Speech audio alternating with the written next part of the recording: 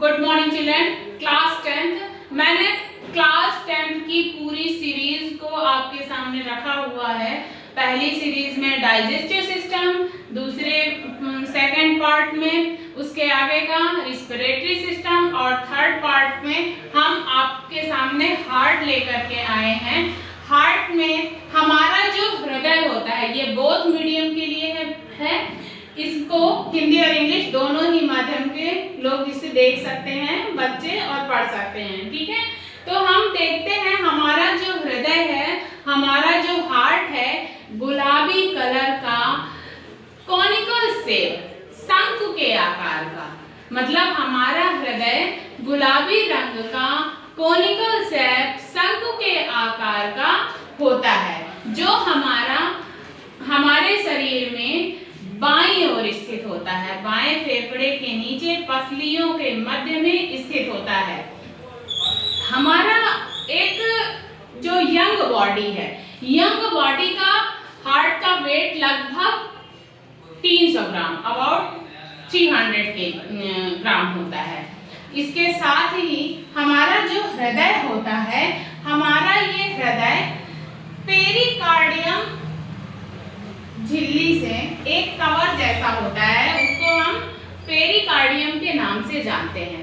तो एक पेरिकार्डियम झिल्ली में ये हमारा हृदय पैक होता है। जैसे कोई भी चीज हम नई लेकर के आते हैं तो वो पैक होती है, क्योंकि उसको कोई धक्का ना लगे, कहीं कोई स्क्रैच ना आ जाए, कोई प्रॉब्लम ना हो, इस वजह से हम उसको पैक रखते हैं। उसी तरीके से हमारी बॉडी में ये जो हमारा हार्ट है, क्योंकि ये हमारी बॉडी का सबसे इम्पोर्टेंट पार्ट है, इस वजह से यह भी एक आपके अकॉर्डिंग एक पॉलीथीन में पैक होता है और उस पॉलीथीन का नाम है पेरिकार्डियम।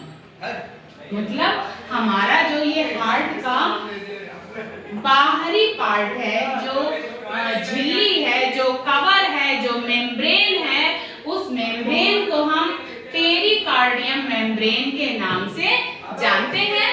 और इसके अंदर ये पेरिकार्डियम लिक्विड भरा हुआ होता है। ये जो पेरिकार्डियम लिक्विड होता है, ये हमारे हृदय को बाहर से आने वाले किसी भी आघात से बचाता है। जैसे हम कहीं गिर जाते हैं, हमें कहीं दुर्घटनाग्रस्त हो जाते हैं, हमें कहीं चोट लग जाती है, तो ये जो हमारा लिक्विड है, पेरिकार्डियम जो फ्लूइड है, ये हार्ट को डिस्टर्ब होने से बचाता है। हमारे हार्ट की जो लंबाई होती है वो 12 सेंटीमीटर, इसकी जो चौड़ाई है वो 9 सेंटीमीटर और इसकी जो मोटाई है, गोलाई है, वो 6 सेंटीमीटर होती है। 12, 9 और 6 सेंटीमीटर। इस तरीके से हमारे हार्ट का वेट जो होता है अबाउट 300 ग्राम होता है। हमारे हार्ट को या ह्यूमन हार्ट को 4 पार्ट्स में डिवाइड किया जाता है। 4 पार्ट्स में डिवाइड करने के बाद ऊपर के जो 2 पार्ट्स होते हैं वो आर्टरीज होते हैं और नीचे के 2 पार्ट्स होते हैं वो वेंट्रिकल्स होते हैं। आर्टरीज को हम हिंदी में आलेंद्र कहते हैं और वेंट्रिकल्स को हम हिंदी में निलय कहते हैं। जो हमारा ये जो वेंट्रिकल्स होते हैं, वेंट्रिकल्स लेफ्ट वेंट्रिकल और राइट वेंट्रिकल, जो वेंट्रिकल होते हैं इनमें प्योर ब्लड होता है, शुद्ध रुधिर होता है, और जो हमारी ये जो आर्टरीज होते हैं इनमें इम्प्योर ब्लड होता है, मतलब अशुद्ध रुधिर इनमें होता है। अब शुद्ध और अशुद्ध की बात आती है, तो शुद्ध रुधिर का मतलब होता है ऐसा ब्लड जिसमें ऑक्सीजन घुली हुई होती है, उसको हम प्योर ब्लड कहते हैं, और जो बिना ऑक्सीजन का ब्लड होता है उसे हम इम्प्योर ब्लड कहते हैं। तो जो हमारा निलय होता है, हिंदी में हम इसे निलय कहते हैं और इंग्लिश में हम इसे वेंट्रिकल कहते हैं। राइट और लेफ्ट वेंट्रिकल जो होते हैं इनमें प्योर ब्लड पाया जाता है। आप कभी कंफ्यूज मत होइएगा, क्योंकि जो आलेंद्र होता है, आर्टरीज होते हैं, उनमें इम्प्योर ब्लड होता है, अशुद्ध रुधिर होता है, अशुद्ध ब्लड होता है, और जो हमारा वेंट्रिकल होता है, निलय होता है, निलय में हमेशा शुद्ध रक्त पाया जाता है। कई बार क्वेश्चंस में पूछा जाता है कि शुद्ध रक्त हृदय में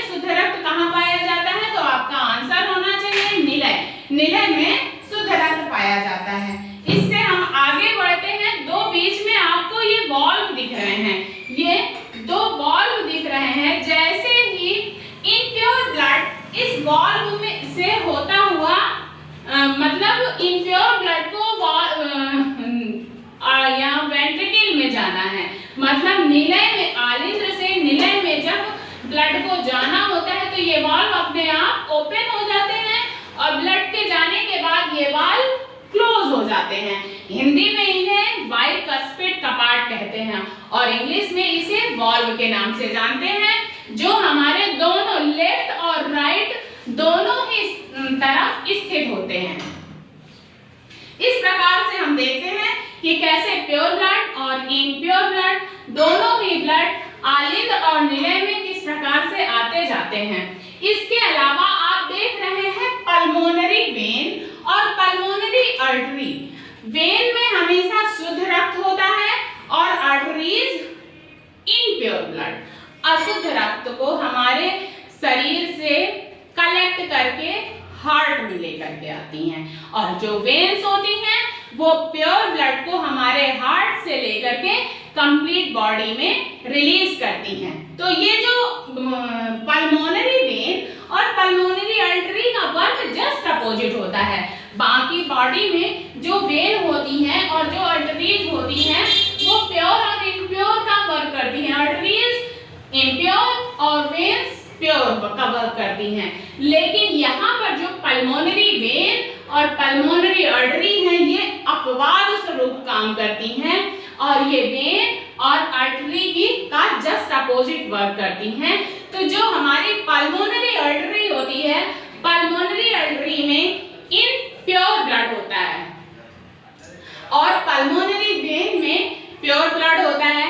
जो इम्प्योर ब्लड होता है, इम्प्योर ब्लड को वो लंग्स में लेकर के जाती हैं और लंग्स में जब हम रिस्पिरेशन करते हैं, श्वसन करते हैं, श्वसन के माध्यम से ऑक्सीजन हमारा लंग्स एब्जॉर्ब करता है और जो वायु हमारी बॉडी की जो लंग्स में जो फुसफुस शिराएं होती हैं उनमें ब्लड भर जाता है और वहां से ये शुद्ध रक्त, ऑक्सीजन युक्त रक्त, शुद्ध रक्त होता है हमेशा, वहां से ये रक्त में ऑक्सीजन मिलाती हैं और उसे ऑक्सीजन को, हीमोग्लोबिन को ऑक्सी हीमोग्लोबिन बनाती हैं। मतलब अब ब्लड में, क्योंकि ब्लड हमारा लाल रंग का होता है, तो लाल रंग का क्यों होता है? क्योंकि उसमें हीमोग्लोबिन पाया जाता है।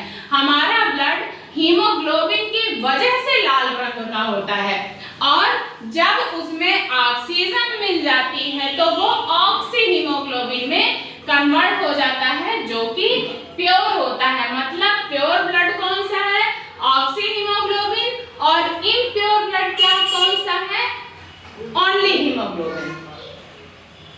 जब ये लंग्स से प्योर ब्लड लेकर के हार्ट में आती हैं और निलय तक पहुंचाती हैं, निलय वहां से वेन्स के माध्यम से कंप्लीट प्योर ब्लड को हमारी पूरी बॉडी में रिलीज करता है। ये प्योर ब्लड रिलीज करने का वर्क किसका है?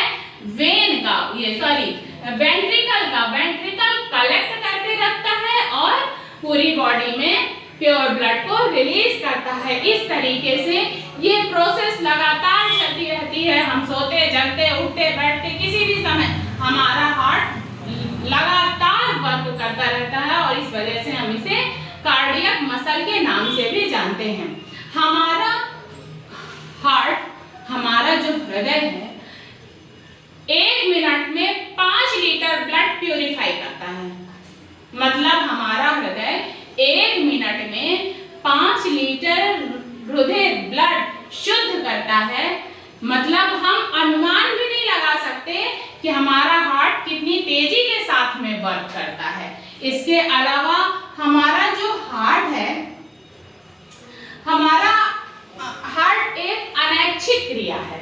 हम चाहें या ना चाहें, हमारा हार्ट लगातार फंक्शन करता रहता है। इसके साथ ही आप ये देखिए कि इसके हम एक बार आपको फिर से रिवाइज करते हैं। इसमें आर्किस में इम्प्योर ब्लड होता है, वेंट्रिकल्स में प्योर ब्लड होता है। जो वाल्व लगे हुए होते हैं, ये वाल्व आवश्यकता अनुसार खुलते और बंद होते हैं।